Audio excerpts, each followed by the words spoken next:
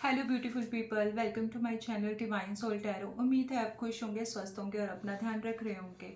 तो हम सभी दिसंबर 2023 के एंड में हैं और हम सबको ही क्यूरियोसिटी है कि 2023 तो जैसा था चला गया। अब 2024 में ऐसा क्या रहने वाला है हमारे साथ, 2024 में ऐसा क्या गाइडेंस है हमारे लिए, हमारे एंजल हमारे को क्या गाइडेंस दे रहे हैं, हमें ऐसा क्या करना चाहिए जिससे हम थोड़ा सा बेटरमेंट करके अपनी चीज़ों को थोड़ा अच्छा कर सकते हैं, ग्रोथ की तरफ बढ़ सकते हैं। तो मैं ऑब्वियसली इतना सब तो नहीं डिटेल में बता पाऊंगी आप लोगों को कि पर्टिकुलर एक एक पर्सन के हिसाब से। हाँ, जो हमारी 12 राशियां होती हैं और 12 राशियों के जो साइन होते हैं मैं उनके हिसाब से आपको बताने वाली हूँ। और जैसे ही आपको मैं डिटेल में कैप्शन में बता दूंगी और आपको जब वीडियोस आप देखोगे तो आपको पता चल जाएगा कि आपकी कौन सी राशि है। आप अपनी उस राशि के अकॉर्डिंगली उस वीडियो को देख सकते हो। अभी हम बात करते हैं एयर साइन। एयर साइन के अंदर आते हैं जेमिनी, लिब्रा एंड एक्वेरियस। अभी हम देखते हैं 2024 जेमिनी, लिब्रा और एक्वेरियस के लिए कैसा जाने वाला है। 2024 में बेसिकली आप लोगों के लिए क्या गाइडेंस है। कार्ड्स प्लीज बताएं 2024 में एक्वेरियस, लिब्रा एंड जेमिनी के लिए क्या गाइडेंस है। King of swords, okay, two of pentacle, two of cup and queen of pentacle.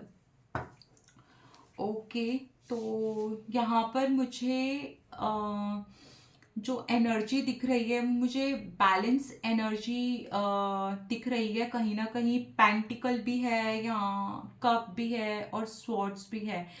तो यहाँ पर जो मुझे 2024 आप लोगों के लिए दिख रहा है वो मुझे आपके लिए ऑल ओवर प्रॉस्पेरिस तो दिख रहा है, क्योंकि जो एंड में कार्ड आया है ना वो क्वीन ऑफ पेंटिकल का कार्ड आया है। तो प्रॉस्पेरिटी तो ऑल ओवर आप लोगों के पास है। लव, रिलेशनशिप काइंड ऑफ चीज़ें भी बहुत ज़्यादा मुझे दिख रही हैं। और जो भी वर्क करते हैं जॉब के अंदर वो अपनी जॉब में बहुत ज़्यादा डोमिनेटेड फील कर सकते हैं। जो बेसिकली दिख रहा है उनको बहुत ज़्यादा ये लगने वाला है कि वो अपने करियर में क्या करें, कैसे करें, चीज़ों को कैसे बैलेंस करें। तो आप लोगों की एनर्जी मुझे वैसे तो बैलेंस ही दिख रही है, लेकिन इमोशंस वाले पार्ट पर मुझे थोड़ी सी डिसबैलेंस दिख रही है। अगर मैं आप लोगों की रिलेशनशिप वाला पार्ट की बात करूं तो आप लोगों का रिलेशनशिप वाला पार्ट बहुत अच्छा रहने वाला है। आपकी लाइफ के अंदर कोई ऐसा पार्टनर आपको मिल सकता है, मेल फीमेल, आपको सोल कनेक्शन भी फील हो सकता है किसी के साथ, कि आपकी एनर्जीज उसके साथ बहुत अच्छे तरीके से कनेक्ट होती हैं। और अगर आपकी लाइफ के अंदर ऑलरेडी कोई पर्सन है और आपकी शादी होने वाली है तो आपका कनेक्शन उसके साथ बहुत अच्छा बैठने वाला है। अगर हम आप लोगों के वर्क प्लेस की बात करें, वर्क की बात करें, करियर की बात करें, तो वो पैसा तो आप लोगों के पास आएगा, ठीक है, लेकिन वो थोड़े एफर्ट्स के साथ आएगा।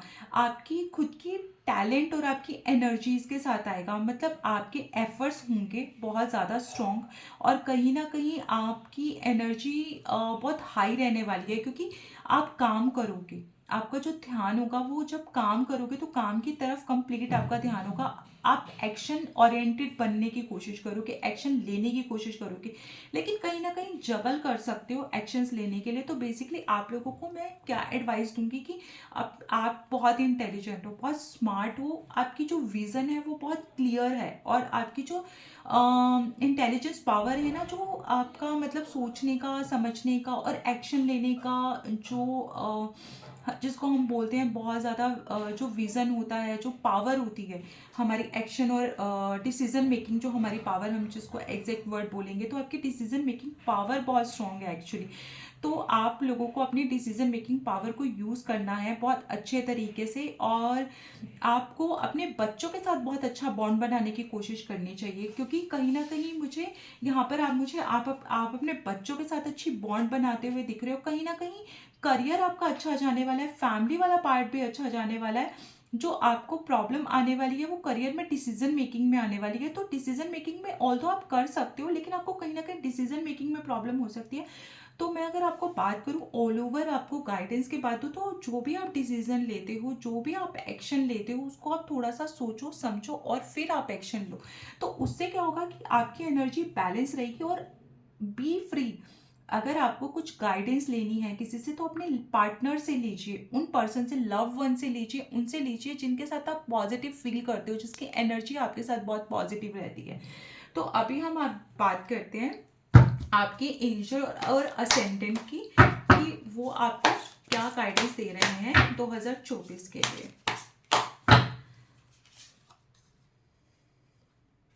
Okay okay okay.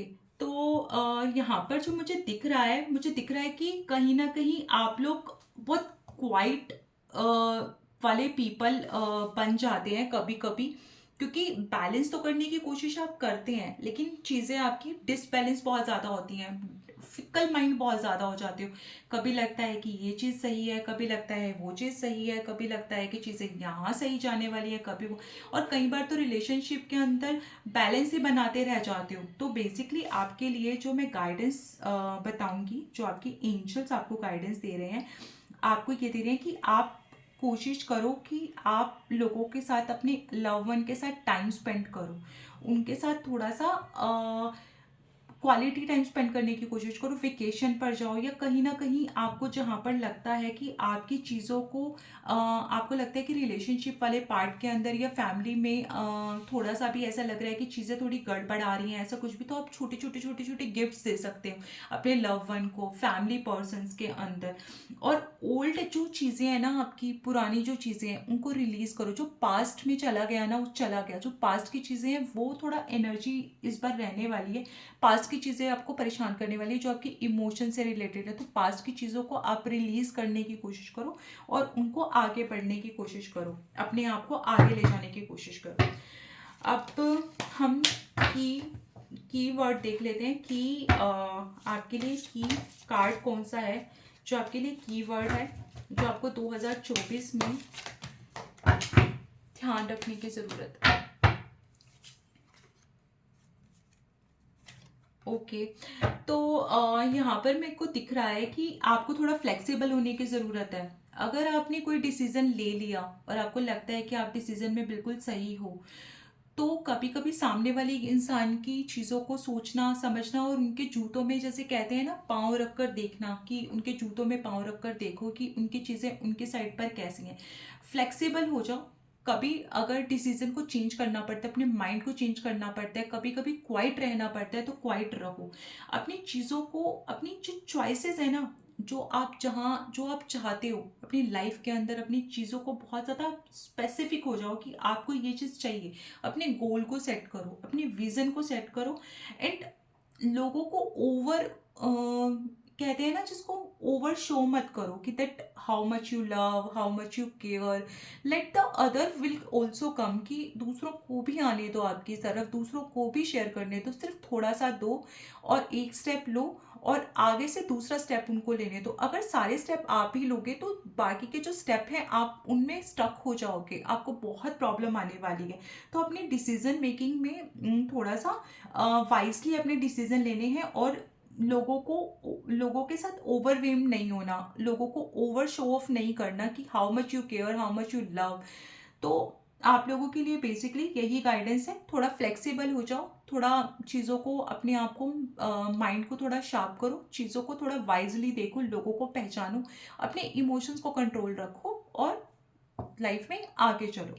I hope and I wish आप लोगों का जो 2024 ईयर है वो बहुत अच्छा जाए। तो जो 2023 में प्लानिंग आपकी अधूरी रह गई थी, या 2023 में जो आपकी विशेस थी, जो आपको लगता था पूरी होनी चाहिए, आप लोगों की पूरी नहीं हुई, वो 2024 में आई विश एंड प्रे कि वो आप लोगों की बिल्कुल पूरी हो और आपको डिवाइन सपोर्ट करे और आप पॉजिटिविटी की तरफ रहो और अपनी चीज़ों को बहुत अच्छे तरीके से लेकर आगे बढ़ सको। Thank you.